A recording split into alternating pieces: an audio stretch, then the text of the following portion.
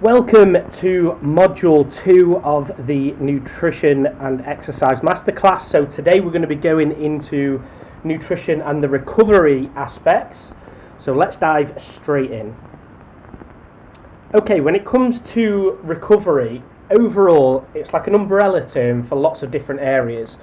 So there's some research that came out in recent years that gave a really nice summary about 4 key areas that comprise the recovery process. So when we've finished working out, what we need to be doing is aiming to be as optimal and as replenished as physically possible, ready for the next sessions, whether that's the day afterwards, whether that's in a few hours' time, whether it's in a few days' time. And the 4 key areas are rehydration, refueling, repairing, and rest. So what we're going to do is we're going to go down into each of these different topics in a little bit more detail and just give you lots of context and support so that you can really make sure that you're ticking off each of these 4 key areas. So to begin with, when it comes to hydration, it's probably one of the most overlooked areas of nutrition, generally speaking. You know, hydration's something that's unbelievably important, but we definitely don't pay enough attention to. And there's a lot of research, a huge amount of research within the area of exercise performance and hydration, and of course for the purpose of recovery as well. So one thing, just to give you a little bit of an indication, sweat rate, so the amount of sweat that people generate, it varies massively, and it varies on lots because of lots of different variables as well. So within the literature, the highest recorded rate of sweating was an unbelievable 3.7 litres per hour. And this is an extreme example, but I just wanted to give you this diagram, this example, because just to really show just how much the sweat rates can vary when you're exercising. So in a professional ultra endurance runner, their sweat rates were recorded at 3.7 litres per hour. So of course this was in very hot and humid environments and also over very long distances, so it wouldn't apply to us directly unless you're absolutely in that category, of course, but we do definitely need to pay attention to our sweat rates. So just to give you a bit of an idea of your hydration status, so at any given time, am I hydrated, am I dehydrated? A really good and easy indication is to take a look at the urine colour. So I've created just a little really basic chart on the right hand side for you there, just to give you a rough indication. So what we're aiming to achieve is the sort of the second block and the third block where you're just about hydrated. So there's a little bit of colour. So essentially we describe it as like a straw-like colour to your urine. So not the most glamorous topic, but it is very effective when it comes to assessing your hydration status. There's a couple of things to take into consideration, just to let you know. So if food and drink that are high in dietary nitrates or effervescent vitamins, things like that, they can colour your urine and give you a bit of a misreading, of course. But generally, the vast majority of the time, taking a look at your urine colour just before you're maybe 30 minutes to 1 hour before exercising, can be a good indication of your hydration status. So if you take a look at the top one, it says hyperhydration. It's not a massive concern, but if you're overly hydrated, especially if you're doing prolonged exercise, it can cause potential disadvantages, potential challenges. So if you're hyperhydrated, just maybe ease off the fluid consumption so that we come back into that sort of straw-like colour. Obviously, dehydration, when it comes to a deep yellow or orange colour, you're most likely dehydrated. And then obviously it's a very deep colour, very deep orange or even a brown colour. In more extreme conditions, you're very dehydrated. This is a code red situation, and we absolutely need to be getting some fluid and electrolytes on board. So when it comes to sweat rates and sweat volume, like we mentioned, it does vary from person to person. So some people sweat quite a lot during their workouts. Some people don't sweat that much at all. Some people have very salty sweat composition, so they lose quite a lot of electrolytes and salt in particular when they're sweating. Some people have less salt in their sweat concentration. So what we need to do, there's a couple of really easy tips to monitor this. So what you can do is, under supervision, what you can do is go and do a little workout. So let's say if the workout's an hour long and you weigh yourself at the beginning of the workout, you don't consume any fluids during the workout, you weigh yourself at the end of the workout, and the change in body mass will be proportionate to the amount of fluid that you've lost during that workout. So it give you a little bit of indication as to how much fluid you need to consume. It's generally accepted that we need to be consuming post-exercise 150% or 1.5 times the amount of fluid lost during exercise. So just a really simple diagram. So let's say, or example should I say, let's say you lose 500 milliliters during your workout. 1.5 times 500 is 750 mil that you will have to consume to replace those fluids and maintain hydration status thereafter. So just to give you a bit of an idea, a minimum replacing the fluid that you've lost. On the salty composition of your sweat, again, I'm sorry it's not the most glamorous topic, but what you can also do is have a very dark t-shirt on, a black t-shirt.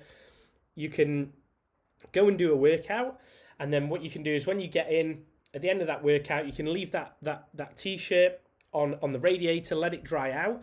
And if you've got a lot of white patches, this indicates lots of salt crystals, and you're generally classed as a salty sweater. If there's not as much, you might not have anywhere near as much need for the replenishment of sodium and electrolytes during your workouts. So again, it does vary from person to person. So it's interesting stuff.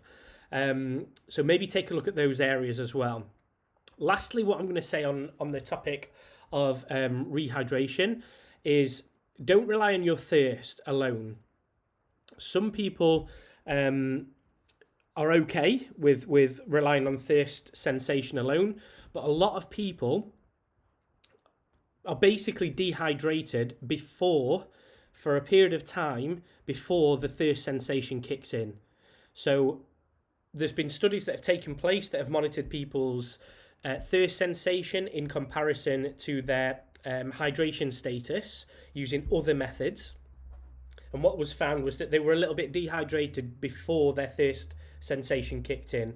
So please just take a look at things like urine colour, making sure that you're hydrated before, during and after your session, ideally all day, every day. So when it comes to refueling, a key area is carbohydrates, really, really key. When it comes to refueling, we really need to be making sure that we're replenishing those glycogen stores that have been used up during exercise. But it's not just for that purpose alone. So carbohydrates are really important for other areas like immunity, the energy needs for tissue repair, so muscle tissue repair and other tissue, for gut function and lots of other areas as well, even things like brain function and so on. So we do need to be making sure that we're prioritising those carbohydrates, especially post-workout, to make sure that our recovery is as optimal as physically possible. So when it comes to repair, so we're specifically talking more so about muscle tissue here, the protein consumption needs to be, if you're going through a weight loss journey, generally speaking, the protein content can be higher. And the reason for this is because we're not only repairing muscle tissue, but because you're in a calorie deficit, we need to be preserving that muscle tissue as much as possible whilst you're losing weight.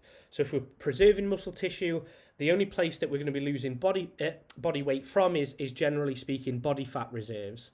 So we can have higher intakes of protein when you're on a weight loss journey. So it's quite a range. So it's between sort of 1.2 to 2 grams plus per kilogram of body weight. So if somebody weighed 100 kilograms, that's between 120 and 200 grams plus per day. Just as a nice little easy diagram there for you. So obviously it's going to fluctuate from person to person. It needs to be based on your body weight in kilograms as an individual. So for the purpose of optimal muscle growth, there's been some recent research that's taken place that suggests that in around 1.6 grams per kilogram of body weight, So again, just to put it in simple terms, if you weigh 100 kilograms, that individual would need to be consuming, for optimal muscle growth purposes, in around 160 grams per day. So there's been studies that have taken place that have had 2 grams of protein, 2.5 grams of protein per kilogram, 3 grams and even more. Now, what we would say is that the studies have shown that there's actually not that much more benefit. There might be marginally more benefit for consuming above and beyond this measure of 1.6 grams per kilogram of body weight. There's not really any additional benefit for the purpose of muscle growth. So what we're saying here is more is not better when it comes to protein for muscle growth. The optimal amount is ideal.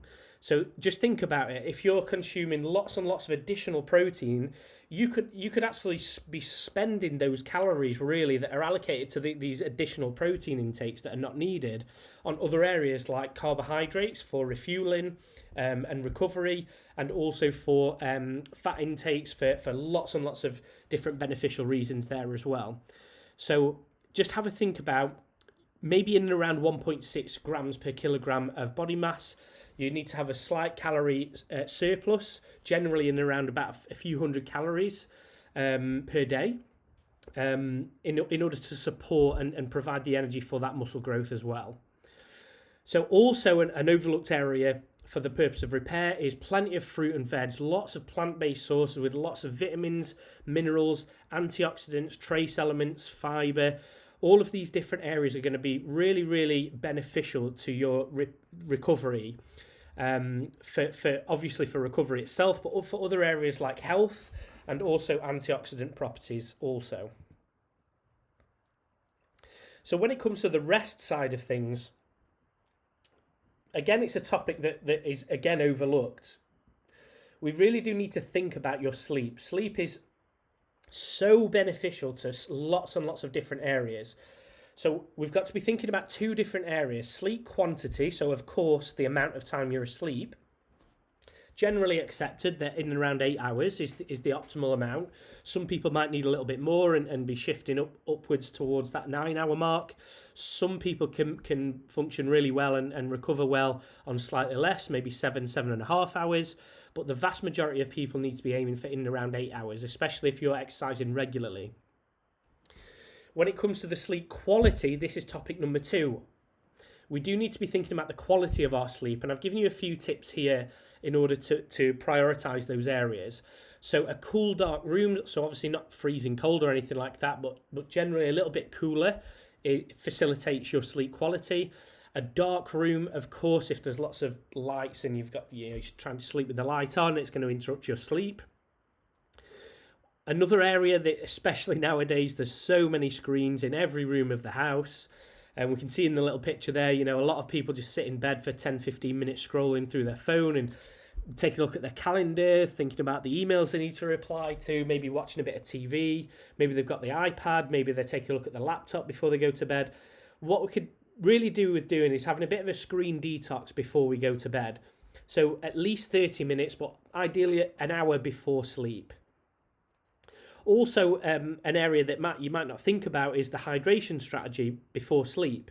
So what we need to be thinking about is if, let's say, for example, we'll use an extreme example. Let's say you consumed 1.5 litres to 2 litres of fluid just before you went to bed. Guess what's going to happen? You're going to wake up in the middle of the night needing the toilet. So as simple as it sounds, that's another avoidable interruption to your sleep. So thinking about hydration, your hydration strategy needs to take place in the morning, the afternoon, and the evening. So maybe just have a little bit of a cut-off point, maybe that ties in nicely between that and the screen detox of an hour before sleep. So the last bit of fluid intakes is taking place an hour before, so that you've got enough time to go to the toilet before you go to sleep and not have that as a reason for interrupting your sleep. Lastly, just another little quick tip on the sleep quality side of things. I don't know about you. I'm one of those people that for probably 30 minutes trying to get to sleep, I've got so many things going through my head. I'm thinking, did I put that thing in the calendar? There's 7 emails I got today that I need to reply to. What do I need to add to the website? The kids have got X, Y, and Z happening tomorrow at school. Have they got their bags packed for that? Have they got their PE kit ready? Have they got this? Have they got that? You know, if you're anything like me, there's 10, 15 things at least going through your head, and it's interrupting your ability to get to sleep and have good quality sleep. So a really easy psychological tool for this is just having a little notepad by the bedside table so that you can get everything out of your brain onto the notepad, and it's something that your brain doesn't have to remember or think about anymore, and you can just focus on getting to sleep. You're not going to forget anything if you've already got it written down on that notepad. So another really good quality strategy there, just to make sure that there's the sleep quantity and quality is optimized as much as possible and not interrupted by those thought processes. So lastly, I just wanted to paint a little bit of a picture for you, because when it comes to nutrition, you know, some people work really well when it comes to the nutrition side of things being really plain and simple, and having lots and lots of simple, quick and easy foods to consume. So when it comes to people like me, for example, I'm one of those people that really does need a bit of variety. I love flavours, herbs, spices, sauces, things like that. It really matters to me to look forward to my nutrition. And I personally believe that the vast majority of people would benefit from really looking forward to their nutrition intakes day in, day out. So I wanted to just share with you a few simple snapshots of the food that I as a nutritionist consume on a regular basis, some of them less regularly just because they take a lot of time and effort to construct. But you know, I look forward to something on the right-hand side there, like beans and scrambled eggs. On that day, I maybe run out of eggs probably because there's only a couple of scrambled eggs there maybe. There's a poor effort there. I'd definitely put more eggs on there normally, just to boost those protein intakes. But you can clearly see here, you know, there's some beautiful foods here. I certainly think so anyway. From fajita wraps to some Korean chicken there. We've got chicken wraps. We've got spicy tomato eggs as well on the left there. In the middle, we've got some shredded beef cheek ragu with some homemade garlic bread, just in the form of toast, nothing fancy there. But again, that's something that slow cooks for 4, 5, 6 hours, depending on the recipe. Just think about how you can tick all these nutrient boxes that we've described to you in this exercise nutrition program, but also tick lots of boxes so that you really enjoy looking forward to having these amazing meals, and that's going to really facilitate keeping you on track as well. Hopefully you've enjoyed this exercise nutrition masterclass, and all the best for optimizing your exercise and recovery from here.